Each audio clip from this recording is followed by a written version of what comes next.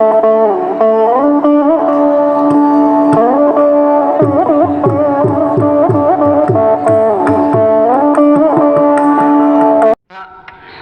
అధిష్టానమే. అందువల్ల రజ్జువునందు కల్పితమైన సర్పమేమవుతుంది? రజ్జువే. ఏమే అది వివర్తం, ఇది అధిష్టానం. ఆ వివర్తం అధిష్టాన స్వరూపమే. దీనేంది వికారం లేదు. అప్పుడు పాలు పెరుగుగా మారాలంటే పాలల్లో వికారం వచ్చింది. అది ద్రవంగా ఉంది, అది ఘనంగా ఉంది. అది ఘనీభూతమైంది, ఇది ద్రవీభూతమైంది. ఈ ద్రవం, అది ఘనం. ఏమే వికారం వచ్చింది. కానీ ఈ రజ్జువునందు సర్పం పుట్టిందే, రజ్జువులో వికారం ఏమీ లేదు. తాను నిర్వికారంగా ఉంటూనే తన ఎందుకు కల్పితమైంది, తనకంటే అన్యం కాదు. ఏం పట్టలేదా? తాను నిర్వికారంగా ఉంది. అదే రజ్జు నిర్వికారంగా ఉంటూనే తన ఎందుకు కల్పితమైనటువంటి సర్పం అయితే ఉందో దానికి అధిష్టానమైంది. అధిష్టానం ఎప్పుడైతే అయిందో ఆ కల్పిత పదార్థం అధిష్టాన స్వరూపం కంటే అన్యం కాదు. ఇది సిద్ధాంతం, ఇది వేదాంత సిద్ధాంతం. అందుకనే శంకరాచార్యుల వారు నాధిష్టానాత్ భిన్నత ఆరోపితస్య, ఆరోపితస్య కల్పితస్య అంటే ఆరోపితం అంటే కల్పితమైన దానికి అధిష్టానం కంటే ఇది దేని ఎందుకు కల్పితమైంది? అది కదా అధిష్టానం. ఏమే సర్పము కల్పితమైంది. దేని ఎందుకు కల్పితమైంది? రజ్జువునందు. అది రజ్జువునందు కల్పిత, రజ్జువు అధిష్టానమైంది. దాని అధిష్టానం కంటే ఈ కల్పితమైన సర్పానికి భిన్నత, భేదం నాలేదు. అంటే అధిష్టాన స్వరూపమే. కాబట్టి ఇది ఇప్పుడు చెప్పింది దృష్టాంతం. ఈ దృష్టాంతం అంటే ఏమిటి? అప్రస్తుతం, ప్రస్తుతం కాదు. కానీ ఇది గురువుకు శిష్యుడికి తెలిసి ఉంటుంది, దాన్నే దృష్టాంతం అంటారు. అందుకని గురువు గారు శిష్యుడికి తెలియనటువంటిది గురువుకు మాత్రమే తెలుసు, శిష్యుడికి తెలియదు. దానికి శిష్యుడికి కూడా తెలియాలంటే అప్పుడు ఇద్దరికీ తెలిసిందే ఒకదాని చెబుతాడు. అదే దృష్టాంతం, అప్రస్తుతం. దాన్ని చెప్పుకోవడానికి కాదు కూర్చున్నది దేని కొరకు? అరే ఇదంతా బ్రహ్మమే అని చెప్పడానికి కూర్చున్నాడు. కానీ ఇద్దరికి తెలిసింది ఒకటి చెప్తే, వాడికి దృష్టాంతం చెప్తే ఇది బాగుపడుతుంది. అందువల్ల రజ్జు సర్పము, శుక్తి రజితము, స్థాను పురుషుడు ఇవన్నీ దృష్టాంతాలే. ఏమే ఇప్పుడు అసలు ఏమిటి? దార్ష్టాంతికం.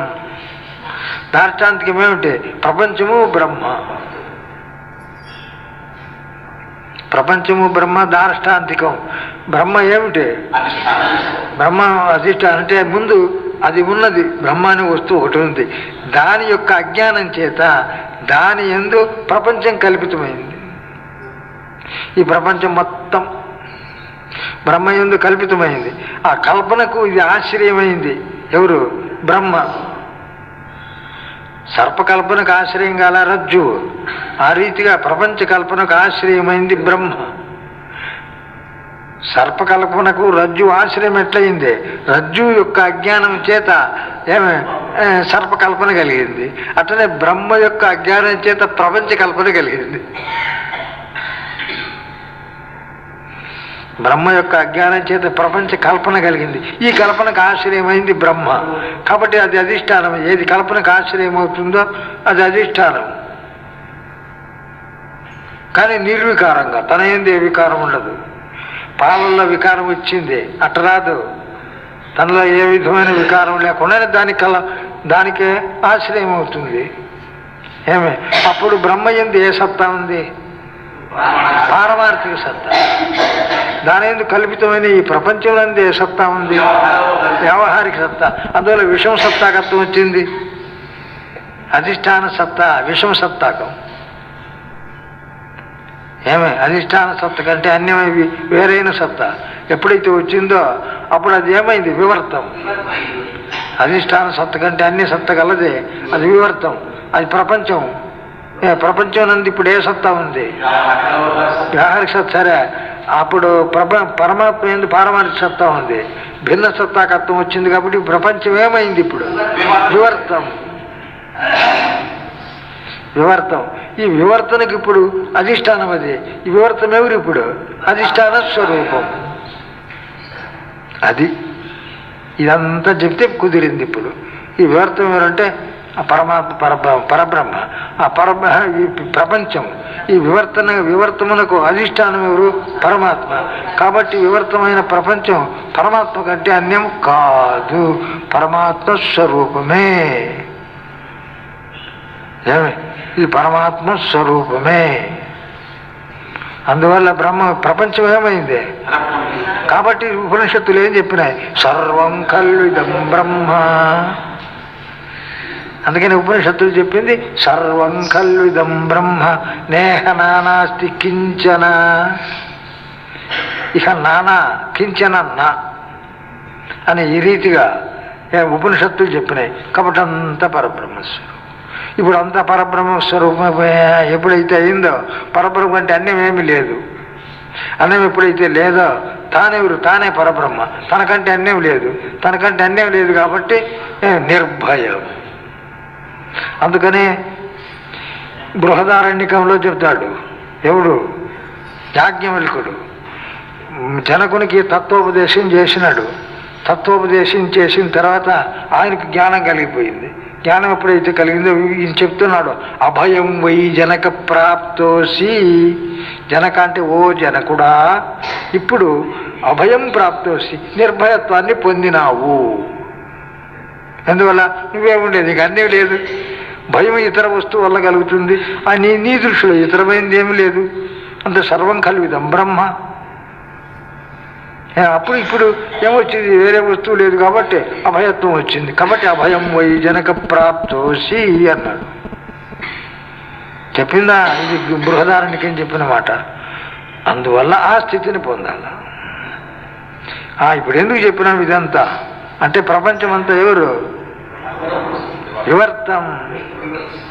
ప్రపంచం వివర్తం అని తెలిసే దాని కొరకు ఇదంతా చెప్తాం ఇప్పుడు.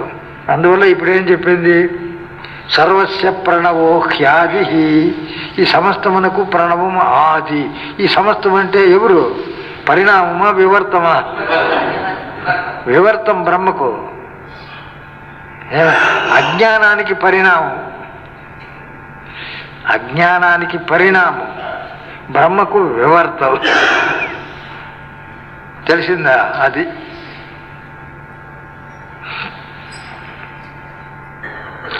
అందువల్ల సర్వస్య ప్రణవో హ్యాది. ఆ వివర్తమైనటువంటి ఈ సర్వస్య ప్రపంచమునకు ప్రణవ రూపమైన బ్రహ్మము ఆది అంటే ఉత్పత్తి కారణము. అంటే దాని నుండి ఇదంతా పుడుతూ ఉంది. అంటే ఏమిటి? అప్పుడు ప్రణవం అపరబ్రహ్మ అనే అర్థం వచ్చా. పరబ్రహ్మ అయితే దాని నుండి ఒకటి పుట్టదు, అది ఒక దాని నుండి పుట్టదు. ఇప్పుడు ఇది పుట్టిందంటే ఇది సగుణ బ్రహ్మ, మాయోపాధికమైన చైతన్యం అని అర్థం. ఇంకొకటి కూడా ఉంది. ఏమిటి?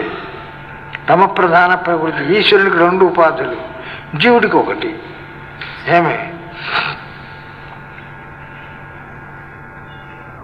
సర్వస్య ప్రణవో హ్యాది మధ్యం. సృష్టి స్థితి. స్థితి అంటే ఇదంతా పరిపాలించడం, ఇదంతా పోషించడం. అదెవరు? అదే అంతః. తిరిగి ఈ ప్రణవమే, ప్రణరూపమైన సగుణ బ్రహ్మమే అంతః వినాశం. దాని ఎంత లయమవుతుంది. దేని నుండి పుడుతుందో, దేని చేత జీవిస్తుందో, తిరిగి దేని ఎందు ప్రళయమైపోతుందో తత్తు విజిజ్ఞాస. దాన్ని తెలుసుకో. తత్తు బ్రహ్మ. ఏ బ్రహ్మదే? సగుణ బ్రహ్మ.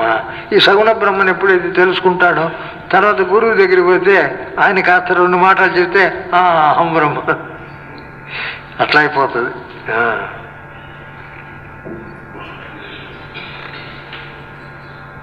హి ప్రణవం జ్ఞాత్వా. ఈ రీతిగా ఏమంటే ఈ ప్రకారంగా ప్రణవం జ్ఞాత్వా, ప్రణవాన్ని తెలుసుకొని, అంటే ఈ ప్రణవమే సృష్టి స్థితి లయములకు కారణమైనటువంటిది. అదేమిటయ్యా? ఆ బ్రహ్మం ఒక్కటే సృష్టి స్థితి ప్రళయాలు మన్ని చేస్తారంటున్నారే. సృష్టికర్త ఎవరు లోకంలో? బ్రహ్మ. పోషణకర్త ఎవరు? విష్ణువు. లయకర్త ఎవరు? శివుడు. అటు 3 చెప్పుంటే మీరంతా ఒకటే చెప్తున్నారు, అది ఎట్లా అని ఎవరన్నా అడుగుతారు. అట్లా అడుగుతారు ఎవరైనా. అరే ప్రకృతి అని చెప్తే దానికి 3 గుణాలు ఉన్నాయి. ఏమిటి? రజస్సు, సత్వము, తమస్సు. ఆ ప్రకృతి యొక్క గుణం రజస్సు ఉందే, అది ప్రధానంగా అయినప్పుడు బ్రహ్మ అవుతాడు. బ్రహ్మము ఈ లోకాన్ని సృష్టిస్తాడు, ఆ సగుణ బ్రహ్మ. ఆయనే రజోగుణ ప్రధానుడై బ్రహ్మ ఈ లోకాన్ని సృష్టిస్తాడు. సత్వగుణ ప్రధానుడై ఈ ప్రపంచాన్ని పోషిస్తాడు.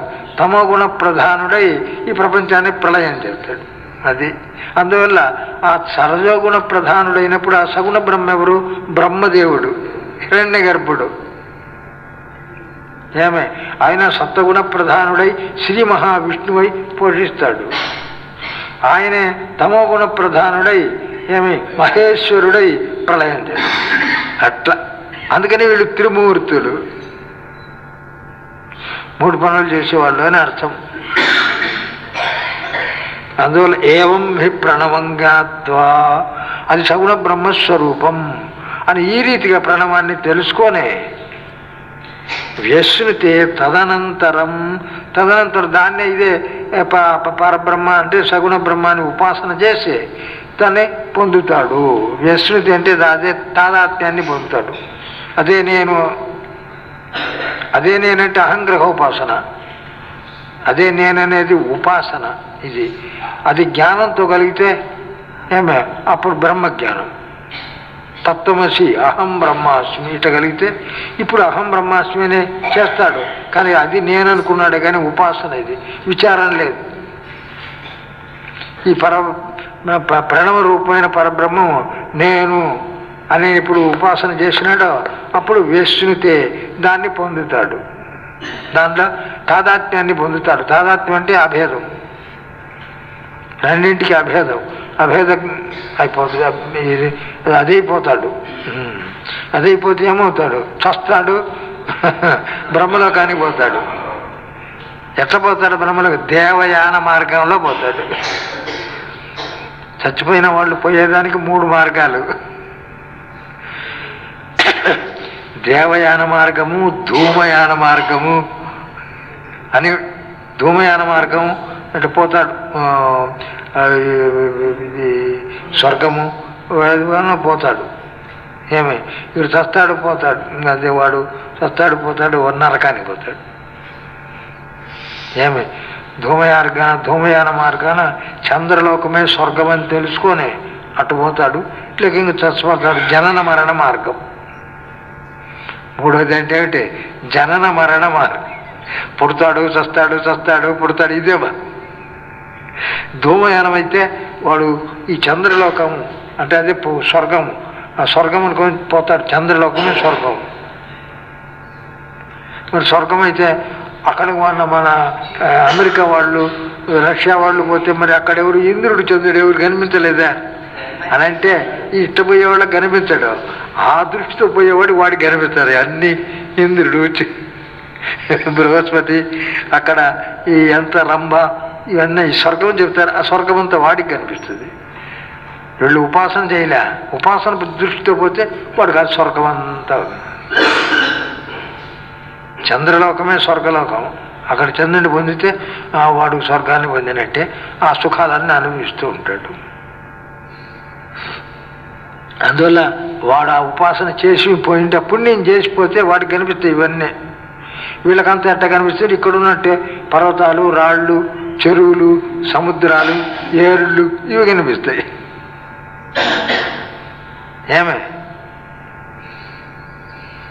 అందువల్ల ఏవం హి ప్రణవం జ్ఞాత్వా విశ్నుతే తదనంతరం, ఆయన్ని పొందుతాడు. తదనంతరం పొందుతాడంటే ఉపాసన చేత ఆయన వీడవుతాడు. ఆ పైన దేవయాన మార్గాన బ్రహ్మలోకానికి పోతాడు. ఇక్కడ చస్తాడు, అక్కడికి పోతాడు, అక్కడ జ్ఞానం కలుగుతుంది. బ్రహ్మలోకం అంటే సత్వప్రధానమైన లోకం.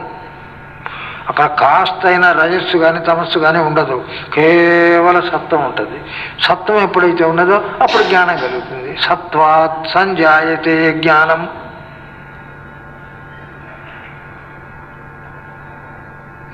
లేదు బ్రహ్మదేవుడు వేదాంతం బోధిస్తాడో వాళ్ళకి జ్ఞానం కలుగుతుంది. సరే ఎట్టన్నా అనుకోండి, శాస్త్రం అట్లా చెప్పింది, ఇట్లా చెప్పింది.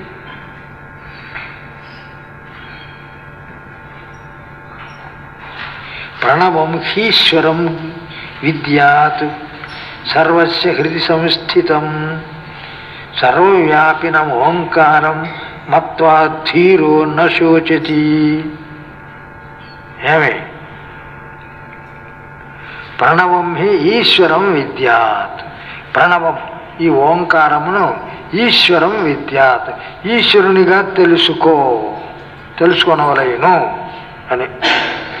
ప్రణవాన్ని ఈశ్వరునిగా తెలుసుకోవాలి అంటే ఈశ్వరుడి సగుణ బ్రహ్మ, ఆయనే సగుణ బ్రహ్మ. విద్యాత్ సర్వస్య హృది సంస్థితం. ఆ ఈశ్వరుడు ఎక్కడ ఉంటాడు అంటే సర్వస్య అందరికీ హృది సంస్థితం, హృదయంలో ఉంటాడు. అందరి యొక్క హృదయంలో ఉన్నటువంటి ఏ ఈశ్వరుడు ఉన్నాడో ఆయనే ప్రణవానికి అర్థము. ఆయనే ప్రణవం అని అర్థం. సర్వస్య హృది సంస్థితం. అందువల్ల ఈశ్వర సర్వభూతానాం హృద్దేశేర్జున తిష్టతి. భగవంతుడు అన్నాడు, ఏమి అందరి యొక్క హృదయ దేశంలో ఈశ్వరుడు ఉన్నాడు అని భగవంతుడు అన్నాడు. అది చెప్పినాడు. సర్వవ్యాపినం ఓంకారం మత్వా ధీరో న శోచతి. ఈ ఓంకారం ఉందే ఇది సర్వవ్యాపి. ఏమి ఈ సర్వవ్యాపి ఎట్లయింది? అమాత్ర అయితే అయిపోయింది. సర్వవ్యాపినం ఓంకారం. ఏమో అకారం ఉకారం మకారం అమాత్ర. అమాత్ర అయితే సర్వవ్యాపకం అయిపోయింది. అది సర్వవ్యాపకమైన ఓంకారాన్ని ఇటు ఉపాసన చేస్తే ఏమే సర్వవ్యాపినం ఓంకారం, సర్వత్ర వ్యాపించి ఉంది ఓంకారం. అంటే ఓంకార రూపమైన పరబ్రహ్మ. మత్వా ఇట్టి దీని వీడు మననం చేసిందంటే ధ్యానం చేసి ధీరో నశోచతి, వాడు జ్ఞానం కలిగి మోక్షానికి పోతాడు. అంటే ఉపాసన చేస్తాడు ఆ రీతిగా. ఆ పైన ఇక్కడ చస్తాడు కానీ అక్కడ పోతాడు, జ్ఞానం కలుగుతుంది, మళ్ళా పుట్టాడు. చెప్తాం కదా, ఏం పుట్టినా మరి చావు నీరు కానీ గుట్టు నీరు. ఆ పట్టు దొరకనదేని మరి తా పుట్టుకుండెడు స్థానమైన పట్టుకున్నవాళ్ళని. అదన్న రెండో మార్గం. ఇప్పుడు విద్యార్థుల్లో కూడా వాడు ఫస్ట్లో పాస్ అయినాడు, వీడు సెకండ్ అంటారు. అది కూడా లేకపోతే థర్డ్. ఏమి ఇందులో కూడా క్లాసులు ఉన్నాయి, ఇందులో కూడా క్లాసులు ఉన్నాయి. జ్ఞానం అయితే ఫస్ట్ క్లాస్, ఉపాసన అయితే సెకండ్. ఏమి వాడు ఏదో స్వర్గానికి పోయినాడు ఆ ధూమయాన మార్గాన, వాడు థర్డ్. అర్థమైందా?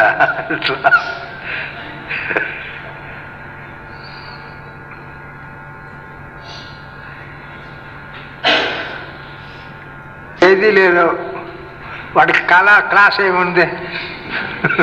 పరీక్షకి పోయినాడు, ఈ 3 క్లాసులో ఏ క్లాసు లేదు, ఏ క్లాస్ ఏముంది? తప్పైనాడు వాడు. అందువల్ల వాడేమైపోతాడు? పడిపోతాడు, నరకంలో పడిపోతాడు. అది వాడికి ఒక మార్గం ఏమిలే. వాడికి జనన మరణ మార్గం అన్నారు. పుట్టడము చావడం, పుట్టడము చావడం. అందుకని ఏమన్నాడు ఎవరు? వేమన్న, పుట్టలోని చెదలు పుట్టదా గిట్టదా. అట్టనే వీడు కూడా పుట్టలో చెదులు మాదిరి వాడు వీడు. అందువల్ల మనుష్యుడు కాబట్టి చెదులుగా తయారు కాకూడదు. అర్థమైందా? మనుషుడు కాబడితే చెదులుగా తయారు కాకూడదు. ఫస్ట్ అన్నా ఉండాలా, సెకండ్ అన్నా ఉండాలి, ఏది కాకపోతే థర్డ్. అంతేగాని జనన మరణ పడకూడదు. బాగా అర్థం చేసుకోండి.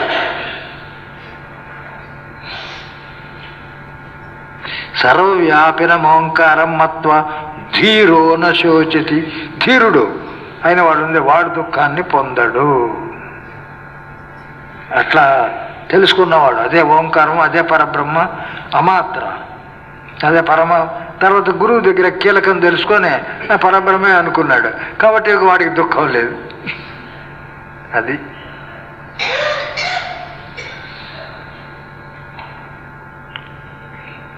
అమాత్రోనంతమాత్రశ్చ ద్వైతస్యోపశమ శివ ఓంకారో విదితే ఏన సమునిర్నేతరో జన అయిపోయింది. రెండు దిరుక్తి ఎప్పుడైతే వస్తుందో ఆ పుస్తకం అయిపోయింది అని అర్థం. ఇది ఉపనిషత్తు. ఈ గౌడపాద కారికలు కూడా అటువంటివి, ఉపనిషత్ సమానభూతములైన అన్న దృష్టితో దీనికి కూడా దిరుక్తి ఉంది. సమునిర్నేతరో జన అంటే గ్రంథం అయిపోయింది అని అర్థం. అందువల్ల ఏమిటి అంటే అమాత్ర, ముందు మాత్రలు చెప్పినాడు. ఏమిటి మాత్రలు? అకారం, ఉకారం, మకారం. ఏమే తర్వాత చతుర్థం అమాత్ర. ఏమే అందువల్ల అమాత్ర అనంతమాత్రశ్చ. ఇది అమాత్ర అనంతమాత్రం అంటే ఆ కాదు, ఊ కాదు, మా కాదు. కాబట్టి మాత్రలకు అతీతమైంది కాబట్టి అమాత్ర. ఏమాత్ర కాలే, ఏది కాలేదు కాకపోతే ఏమైంది? అమాత్ర.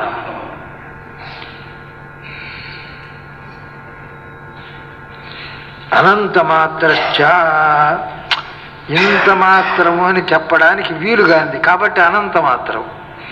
ఇంత మాత్రము అని చెప్పడానికి వీలు కాదు కాబట్టి అనంత మాత్రం.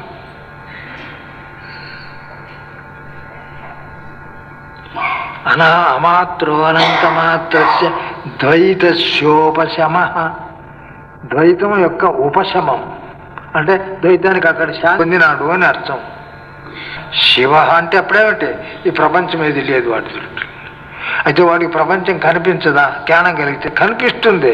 కనిపించినా కానీ నిశ్చయం ఎట్లా ఉంటుంది?